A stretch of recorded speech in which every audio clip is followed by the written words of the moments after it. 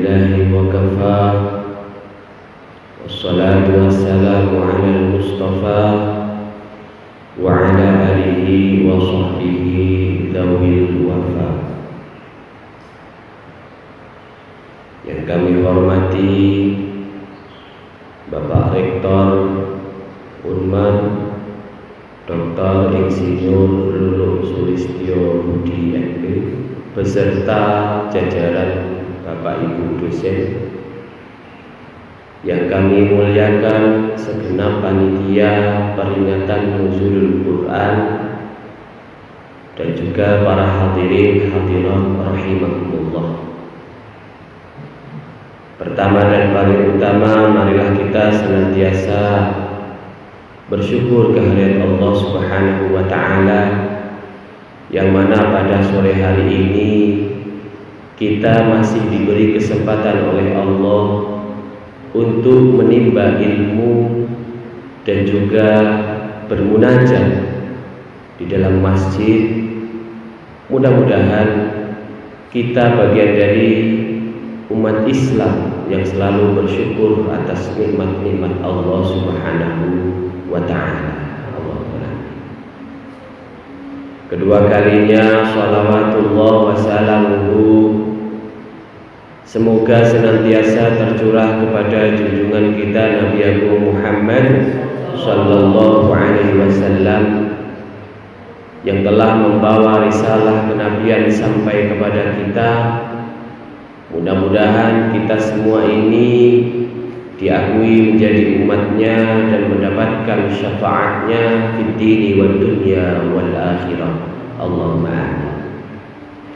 Para hadirin hadirat rahimakumullah beserta para mustami'in mustami'at via aplikasi Zoom meeting yang berbahagia. Al-Quran kenapa kok turunnya berangsur-angsur, tidak satu paket? Nabi Musa alaihissalam menerima kitab Tauratnya itu selama 40 hari berturut-turut, sehingga umatnya ditinggalkan sampai-sampai menyembah sapi Musa Samiri. Dua-duanya ada yang namanya Musa, tapi nasibnya berbeda. Musa yang diasuh oleh Raja Fir'aun justru menjadi nabi, sedangkan Musa yang diasuh malaikat Jibril sejak kecil di dalam gua justru menjadi orang yang menciptakan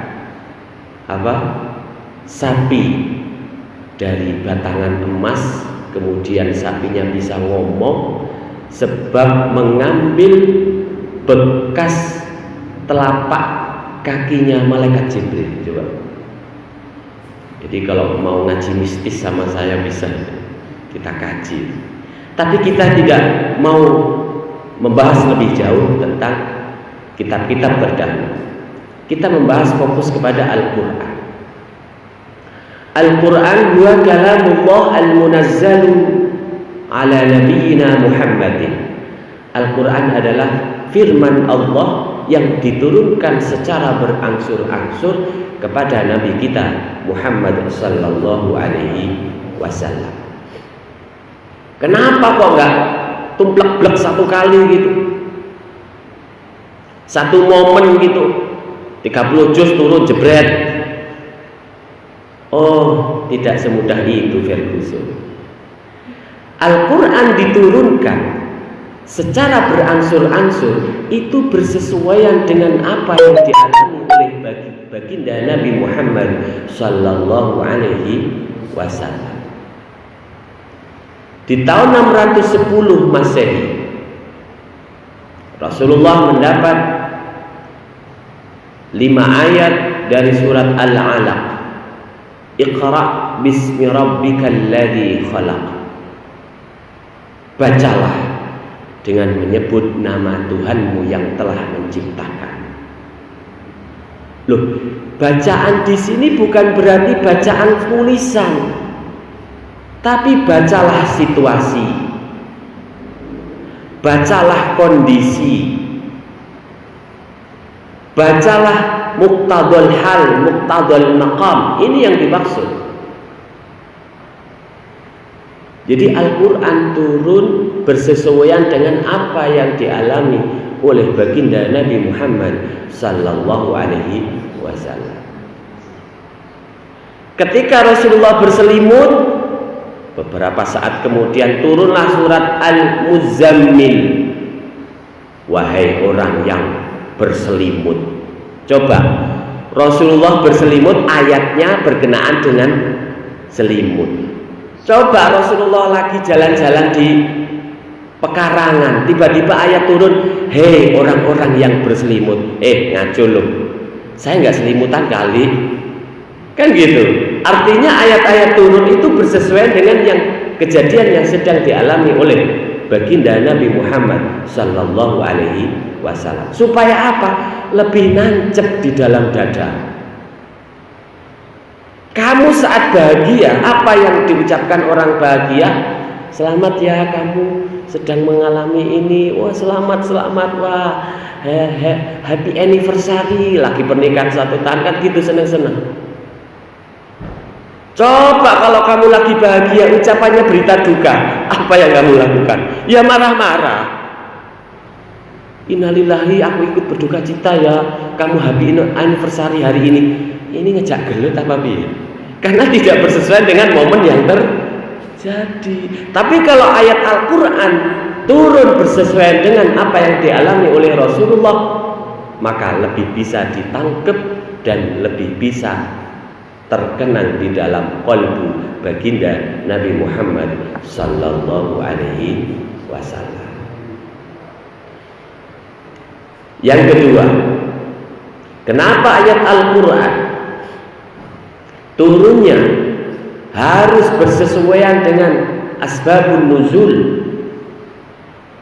Apakah itu berarti ayatnya sesuai dengan konteksnya saja? Oh, tidak. Al-Quran turun waktu di langit dunia di saat Lailatul Qadar.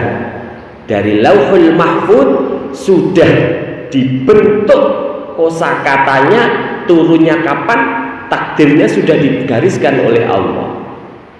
Kemudian pada saat kejadian disesuaikan dengan ayat-ayat yang bersesuaian dengan ayat Al-Quran. Maka kenapa Allah memberi peringatan tatkala Rasulullah kehilangan pamannya, kehilangan istri tercintanya Sayyidah Khadijah.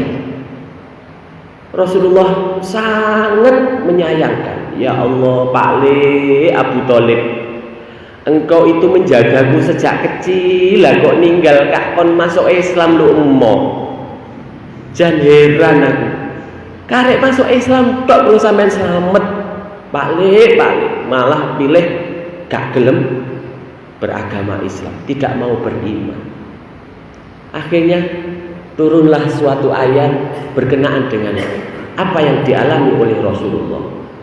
Ayatnya berbunyi, innaka la tahdi man ahbabta walakinallaha yahdi man yasha. Hai Muhammad, engkau sesungguhnya engkau itu tidak bisa memberi hidayah kepada orang yang engkau cintai. Dalam hal ini Abu Thalib, Pak Li Dewi, pengasuhnya sejak kecil. Walakinallaha yahdi man yasha, tetapi Allah memberi hidayah kepada siapa saja yang dikehendaki oleh Allah. Dan ayat-ayat Al-Quran sendiri turun itu sebagai obat. Kok bisa jadi obat? Dalam Al-Quran surat Al-Isra ayat 80 sampai 82 Allah berfirman, wa qur rabbi adkhilni mudkhala sidqin wa akhrijni mukhraja sidqin waj'al li min ladunka sultanan nasira. Ini cocok bagi orang-orang yang bekerja di tempat-tempat yang penuh riba, supaya keluar dari pegawai riba pindah ke sesuatu yang bernilai ibadah, tidak riba lagi. Doanya ini bagus. Kenapa doanya? Doanya seperti ini artinya, ya Tuhanku, ya, masukkan aku pada tempat masuk yang benar dan keluarkan aku di tempat keluar yang benar, dan berilah aku kekuatan di sisimu supaya aku kuat untuk menjaga iman ini. Subhanallah. Ayat selanjutnya berbunyi, wa nunazzilu minal qur'ani ma huwa shifaa'un wa rahmatul lil mu'minin wa la yazidul zalimina illa khasara. Dan kami menurunkan Al-Quran itu sebagai obat dan juga sebagai petunjuk, hudaw wa rahmah. Untuk siapa? Lil mu'minin. Obat dan juga petunjuk untuk orang-orang mukmin. Coba. Wala yazidul zalimina illa khasara. Dan Allah tidak menambahi kepada orang-orang zalim kecuali semakin merugi. Jadi Al-Quran turun itu sebagai sebuah pelajaran berharga bagi umat Nabi Muhammad sallallahu alaihi wasallam. Makanya kenapa Al-Quran, hadis qudsi, redaksinya selalu berbeda. Jadi orang itu langsung bisa membedakan mana Al-Quran dan mana yang tidak Al-Quran. Orang kafir dulu nglegetin, aku gak percaya iku nek surat Al-Fil iku sangka Gusti Allah. Aku dhewe ya iso gawe ayat Al-Fil. Akhirnya wong kafir iku gawe ayat Al-Fil. Al-Fil badanuhu kabir, anfuhu tawil. Coba mogel nih. Gajah badannya besar, hidungnya panjang, telinganya lebar. Itu dianggap sebagai pembanding Al-Quran. Jauh. Ayat-ayat Al-Quran Al-Fil itu memperingatkan kita betapa Abraha dengan kekuasaannya Trimakno dikalahkan dengan pasukan burung yang membara batu bara itu tadi, bara api. Subhanallah. Kamu nggak bisa itu karena kamu sendiri tidak membawa bara api, tapi membawa bara api asmara. Ini bahaya, menimbulkan cinta dan mesra. Hadirin hadirat rahimakumullah. Jadi Al-Quran turun, redaksinya sama. Al-Quran dimanapun bacaannya sama, ayatnya juga sama, Fatihahnya juga sama. Kalau kita pahami, subhanallah, saya 2 bulan terakhir ini membuka sebuah kajian tafsir. Tafsir Ibnu Katsir saya bahas. Yang saya bahas waktu itu mengenai keutamaan suratul Fatihah. Surat Fatihah itu kenapa menjadi salah satu syarat sahnya sholat. Barang siapa dalam 1 rakaat kok enggak membaca surat Fatihah, maka dianggap belum 1 rakaat. Ternyata surat Fatihah itu luar biasa, keren banget. Apa kerennya? Coba, ayat pertamanya berisi pujian, Bismillahirrahmanirrahim. Ayat kedua pujian lagi, Alhamdulillahirabbil alamin.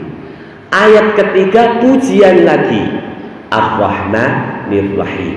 Ayat keempat pujian lagi, Maliki Yaumiddin. Pujiannya di 4 ayat. Coba, dengan menyebut nama Allah yang Maha Pengasih tanpa belas kasih dan penyayang bagi orang yang beriman. Segala puji bagi Allah yang 4 perkara. Coba.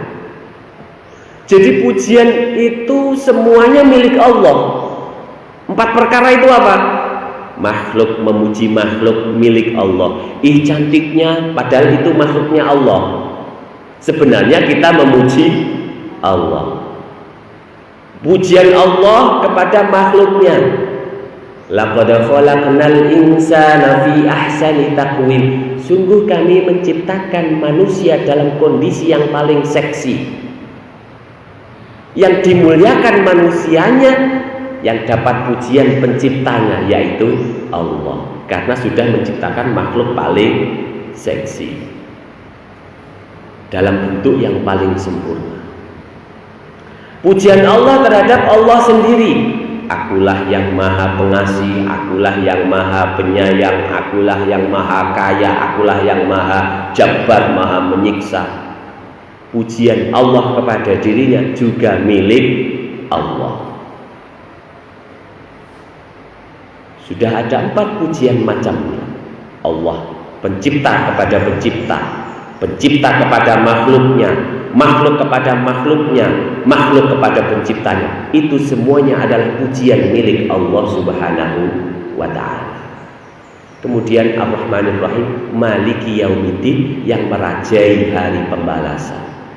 Kemudian ayat selanjutnya itu ternyata separuh ide.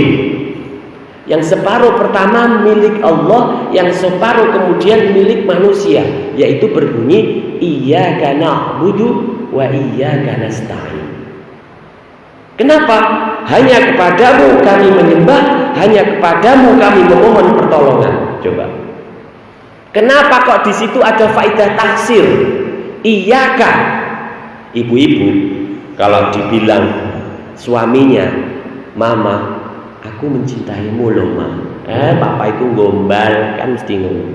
Tapi kalau ucapannya megang tangan sambil berkata, "Mama, hanya dirimu yang aku cinta."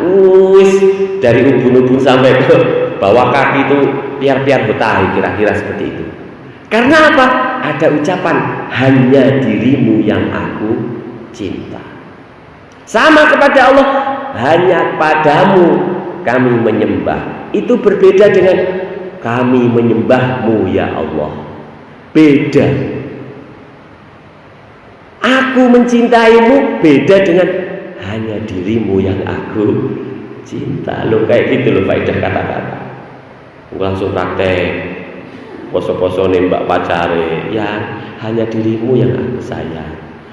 Pas menjelang buka ngejak mokal dosa sampean. Wa iyyaka nasta'in, dan hanya kepada dirimu Tuhan kami memohon pertolongan.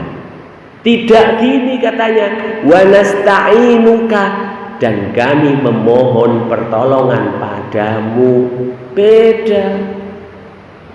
Dan hanya kepadamu wahai kekasih aku selalu ingat dirimu. Loh, beda dengan aku selalu mengingati dirimu. Beda. Kalau nggak ada kata-kata hanya dirimu itu tadi, menandakan kekhususan zat yang kita sembah dan zat yang kita mintai pertolongan. Kenapa kita minta pertolongannya kepada Allah? Karena Allah adalah Allahus Samad. Allah tempat bergantung segala sesuatu. Kalau kita transdensikan diri kita bukan kepada Allah, berarti iman kita tidak maksimal.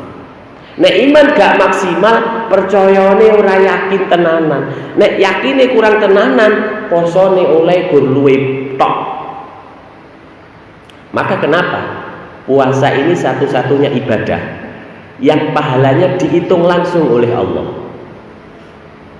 Kita mau sholat selfie diposting di Facebook jadi riya, bisa saja terjadi. Kita umroh atau haji posting sama Hijr Ismail, Maqam Ibrahim, sama Hajar Aswad, sama macam-macam di sana diposting. Wah, kamu ya gitu ya, gaya banget itu komenan. Akhirnya terjadi takabur dan sombong. Coba puasa, kamu selfie jebret, alhamdulillah saya sudah nggak makan sejak subuh. Sapa sing ero? Nggak bisa dipamerkan, ya kan? lidahnya dan bibirnya dibikin sekering mungkin, padahal dia sudah habis 2 mangkuk mie ayam. Yang nggak ada yang tahu kecuali dirinya sama Allah loh. Jadi ibadah yang melatih kejujuran antara dirinya sama Allah. Itu loh. Maka kenapa hadis Nabi menyatakan lis-shaimi farhatan, bagi orang puasa itu mendapatkan 2 kebahagiaan. Yang pertama adalah farhatun indat ta'am, kebahagiaan saat berbuka. Jenengan niku krungu kentong niku lho, urung buka ya. Lagi krungu kentong maghrib niku masyaallah tenggorokan langsung maplong. Kaya-kaya wis ngombe sak ember, apa meneh gola adem. Waduh, gak iso bayangno. Ini menandakan kita percaya kepada Allah Subhanahu wa taala sebagai bukti peningkatan keimanan dan ketakwaan kita. Maka kenapa di dalam surat Al-Baqarah ayat 182, 183 dinyatakan bahwa puasa itu fungsinya untuk apa? La'allakum tattaqun, agar supaya kalian bertakwa. Loh, caranya bertakwa piye? Yo diuji rek. Kamu cinta seseorang, kalau nggak ada ujian berjauhan, ada rasa kangen, berjauhan, kemudian menimbulkan rasa rindu, subhanallah. Iku berarti kamu lolos. Kayak enek rindune blas, kayak enek kangene blas. Wis biasa aku ya poso biasa, kayak enek biasa, kayak enek seperti hari-hari biasa. Oh, berarti kurang ditingkatkan keimanan dan ketakwaan kita. Lah, tanda-tanda orang takwa sendiri tadi seorang qori sudah membaca di dalam surat Ali Imran ayat 133 sampai 134. Tapi sebenarnya ayatnya itu sampai 135 ini. Tanda orang takwa ada 5. Di dalam surah ayat itu apa? Alladzina yunfiquna fis sarra'i wad dharra, yaitu orang yang menafkahkan hartanya baik dalam kondisi lapang maupun kesusahan. Bu tanggal nom, bu tanggal tuwek. Tanggal nom enek sing ngemis. Nya, iki wis roh nek tanggal nom ngakei karo gambleh. Iku ya rada ilfil lho sing diparingi. Mbok tanggal tuwek gak pati enek-enek apa-apa. Kok ora iki tanggal tuwek gak samara. Kowe iki ojo ngoten. Nek iso ya Mas tanggal tuwek ya diparingi pira-pira 2000 utawa 3000, pokoke gawe seneng wong sing meminta. Ini loh. Jangan sampai kalau keluar kata-kata yang menyakitkan, maka statement ini akan bersesuaian dengan dawuh Allah. Qaulun ma'rufun khairum min sadaqatin yatba'uha ada. Ucapan yang baik itu lebih baik daripada sedekah kali tapi gambleh. Sedekah tapi nglatani hati sing diwehi. Yo, awak yo sik rusak ngono kaya ngono. Ya aja ngono iki wis bahaya saiki. Wis pilih meneng, monggo muga-muga manfaatmu nek masih ning jero ati iki kaya ngopo rasane. Ucapan yang baik ternyata lebih baik daripada sedekah tapi enek sing ucapan yang menyakitkan loh. Tapi ojo ngono, sampe ning omah pengen sedekah tapi lewat ucapan omongan. Ngundang buka bareng dipikir kok bukane enak, ternyata banyu putih karo ucapan yang baik. Gak oleh ngoten. Bu, Bapak, kula undang jenengan sedaten mriki dalam rangka kula pengen sedekah. Sedekah setunggal, kula senyum. Senyum mawon. Bukane senyum mawon. Bukane napa? Toya petak. Wis dilempari gelas sampai tonggo-tonggo sampai. Karena salah menyimpulkan dalam hal berbuat baik. Jadi kebaikan itu harus dimulai suatu perkara yang memang berat, yaitu apa? Memberi sebagian harta untuk mendapat ridha Allah dengan cara memberi kepada orang-orang yang membutuhkan maupun tadi sudah dipraktekkan kepada panti asuhan. Kemudian tanda takwa yang kedua apa? Wal kadhiminal ghaidh, apalagi ini di bulan puasa. Orang yang mampu menahan amarah. Jadi setiap orang normal itu punya daya marah. Kalau kita tidak punya daya marah, malah dipertanyakan kenormalannya. sampean kok gak iso nesu? Embuh, aku gawan bayi gak iso nesu. Ini bahaya ini gak iso nesu. Sampean niku duwe nesu, tapi mampu meredam amarah. Pemeneh sampean sak tilem tidur di rumah, anak cilik nyetel TV buanter waya istirahat. Dewi, kowe iki ora bapak ibu sare. Lah, ini sudah kategori marah yang tidak terkontrol. Obatnya apa Pak Ustaz? Kula niku biasa spontan ngoten niku Pak Ustaz. Marah niku wis pentolo kobong ning dodo.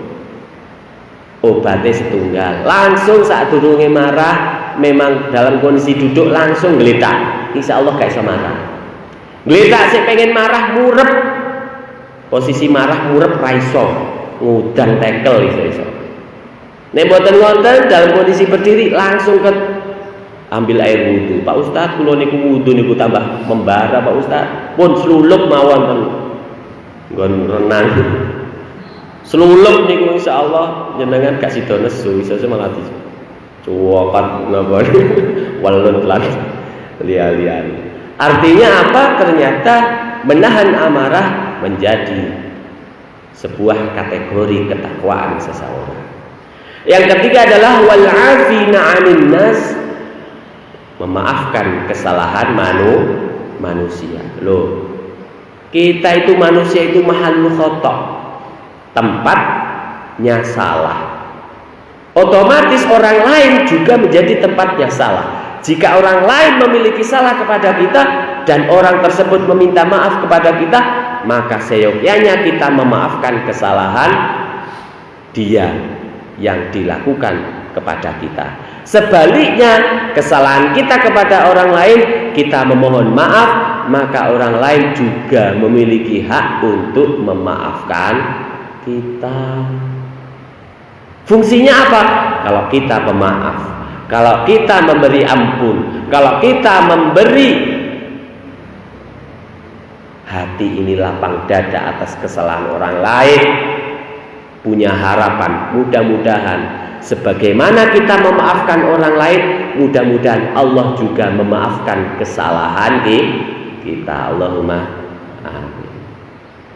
Jadi inilah 3 kategori ini termasuk orang-orang yang muhsin. Wallahu yuhibbul muhsinin, dan Allah mencintai orang-orang yang berbuat kebaikan. Tanda takwa yang keempat dan 5 ada di dalam ayat selanjutnya, yaitu ayat 135 dari surat Ali Imran.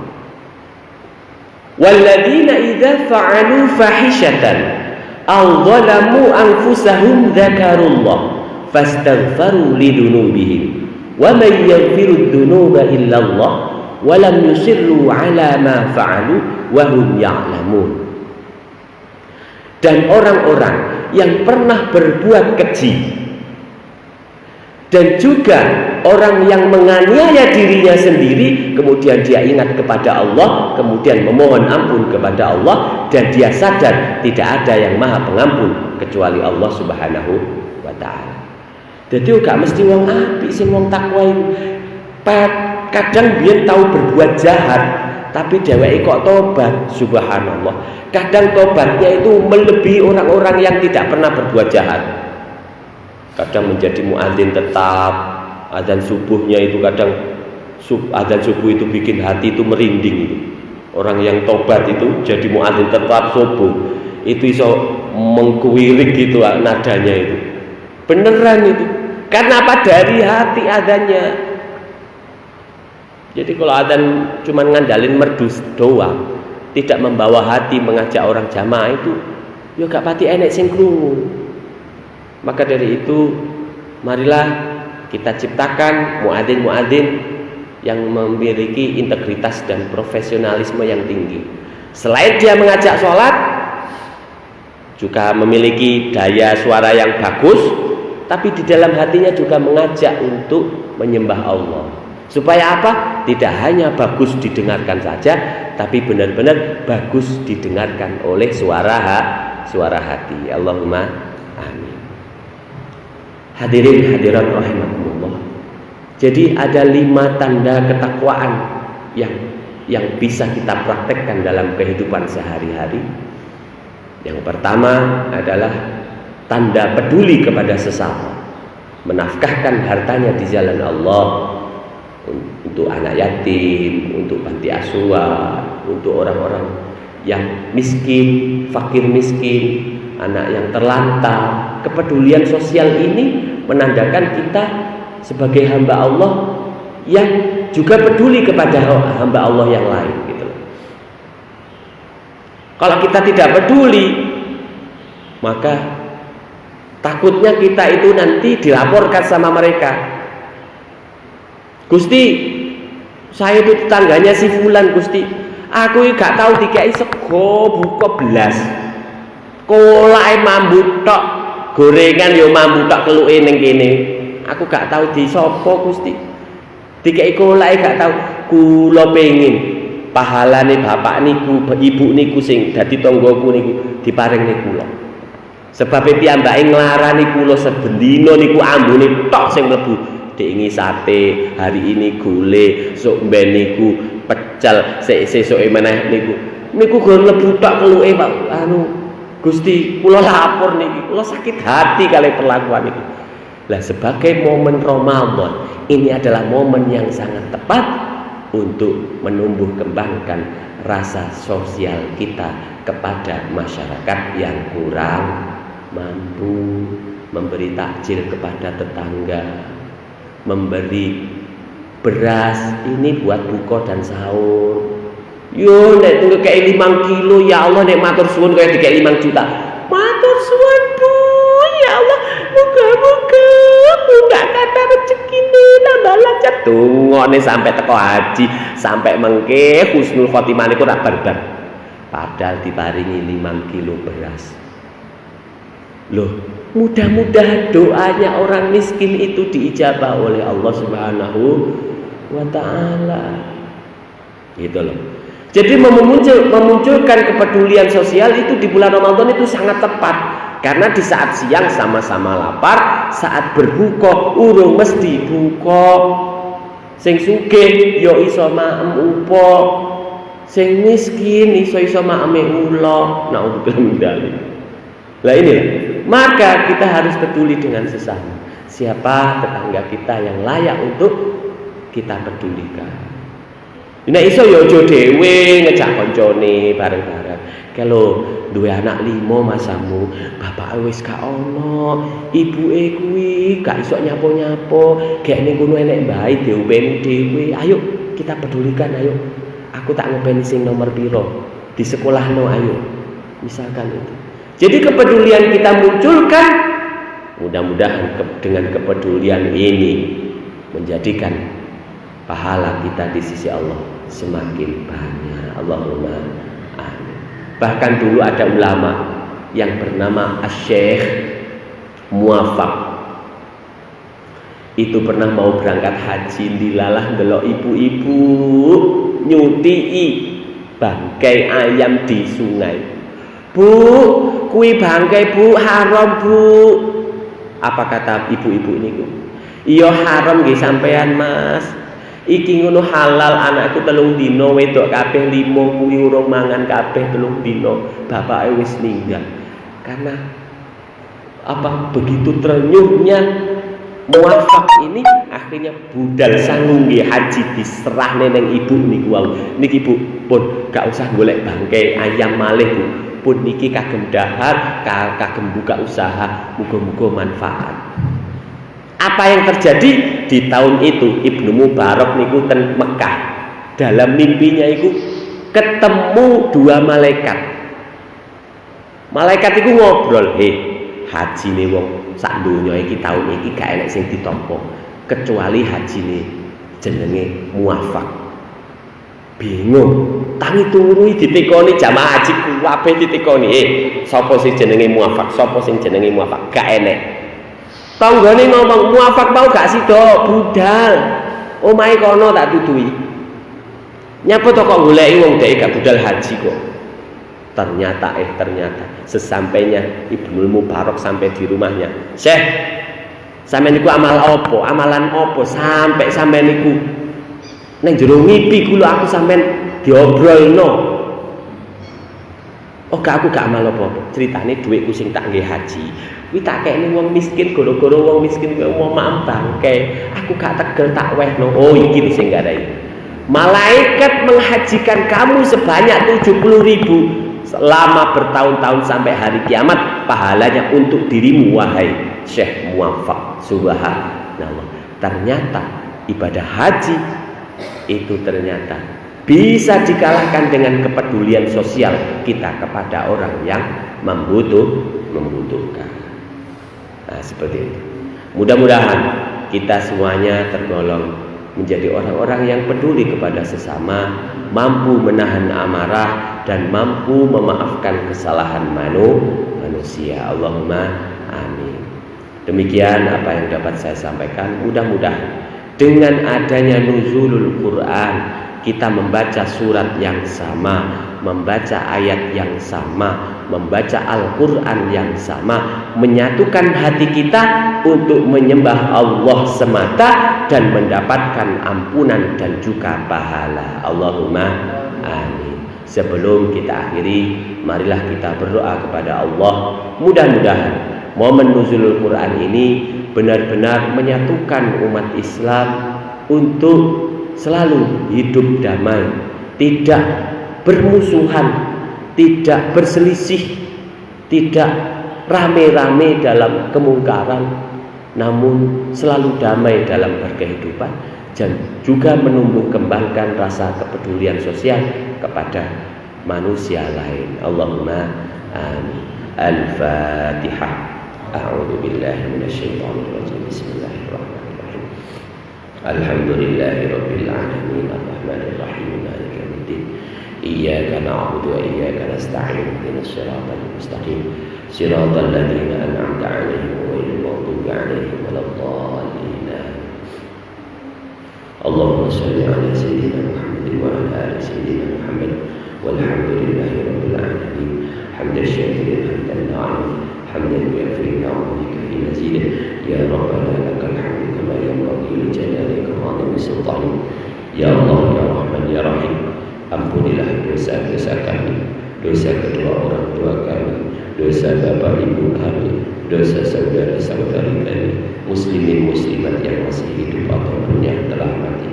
Ya Allah, ya Rahman, ya Rahim, ampunilah dosa ibu kami yang jasanya tidak bisa kami balas satu persatu. Ya Allah, yang telah melahirkan kami dengan taruhannya, yang telah membesarkan kami dengan kasih sayang dan tidak minta balasan apapun juga.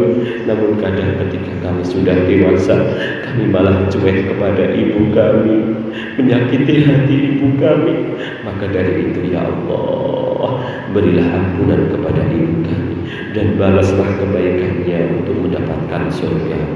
Ya Allah, ya Rahman, ya Rahim, ampunilah dosa ayah kami yang selalu mencari rezeki setiap hari demi sesuap nasi supaya kami tidak kelaparan, supaya kami tidak kedinginan, supaya kami bisa belajar dengan tenang. Kami belum mampu membalas kebaikan ayah kami yang telah membesarkan kami, memberi uang saku kepada kami. Kadang dia diam sehingga menahan kebaikan-kebaikan yang tertularkan. Ya Allah, ya Rahman, ya Rahim, kami belum mampu membalas kebaikan ayah kami. Maka dari itu ya Allah, di hari yang penuh dengan barakah dan manfaat ini ya Allah, kami menengadahkan tangan kepadamu ya Allah. Berilah ampunan kepada ayah kami dan masukkan ia ke dalam surga. Ya Allah, ya Rahman, ya Rahim, terima kasih kepadamu ya Allah. Kami telah Engkau jadikan umat Nabi Muhammad sallallahu alaihi wasallam. Ya Allah, ya Rahman, ya Rahim, di dunia ini kami belum mampu melihat wajah Rasul kami. kami belum mampu memandang wajah Rasul kami, maka nanti di akhirat ya Allah, jangan Engkau halangi pertemuan kami ya Allah, sehingga kami bisa mengucapkan salam kepadanya. Assalamu alayka ya Rasulullah, assalatu wassalamu alayka ya Habiballah.